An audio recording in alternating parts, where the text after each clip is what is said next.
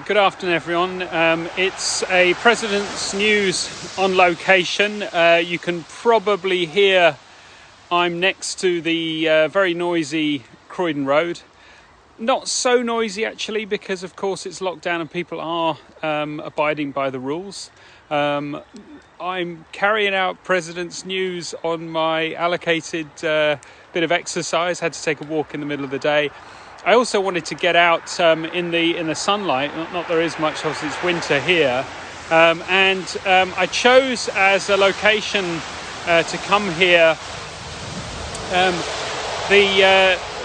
really what was the finishing line of most of the old club courses. I hope you can all still hear me, but we'll find out. Good afternoon, John Hubbard. Thanks for your work on the upcoming meetings at Norman Park. More details on that later. But I got such a nice note from Rod Barker after doing last week's news in the bar from behind the bar, telling us about a great memory he had of having his 21st in the clubhouse with a joint 21st with President Ian Wilson, who obviously sadly left us a few weeks ago. But I thought that was great, that kind of memory. So I thought, well, I'll come here to the start and finish, it's the start and finish of the old Club 10 mile course. And I know a lot of the guys have been really enjoying that course of late, particularly Martin Richardson, who decided to do it 3 times in a row. I think that was within the rules, though, because he was doing it for a World Cup qualifier, had to do 50 kilometres distance with a lot of climbing. I know individually other people went out on that Sunday as well, running that course. Finton's done this course now a few Sundays in a row.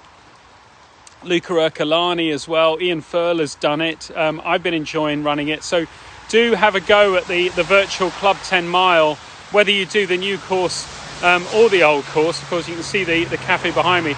And normally, when you come into the finish, I would...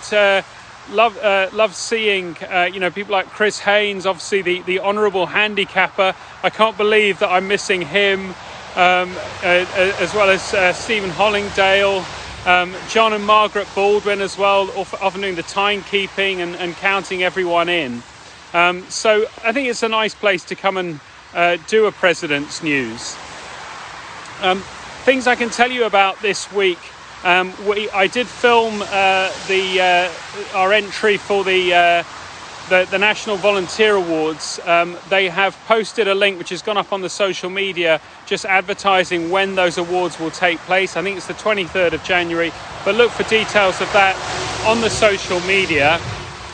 In the EA Virtual National Road Relays, which I want a big thank you to Ian Furler for his organisation, and also to all of the coaches. I can see Clem Leon's watching, but a lot of all the other coaches that have got the runners motivated and got them out for that, because we've done really well in this first round. We're absolutely going to smash through into the next round, and there's not much of a gap between first place and where we find ourselves. I think we're like maybe 7th, 8th, maybe 9th, but really great performance from the team there.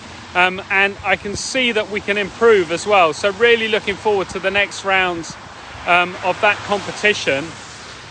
Just moving on to the fundraising efforts. We're still around the £130,000 mark, but thanks to everyone for their efforts on that one. Just a note from the membership secretary. Membership renewals are due at the moment, so please look out for that message from Rob Brown, but in any case we should be renewing our memberships. I think we are significantly down on previous year, so please, if you can make your renewals, that's a plea from the club, that would be much appreciated.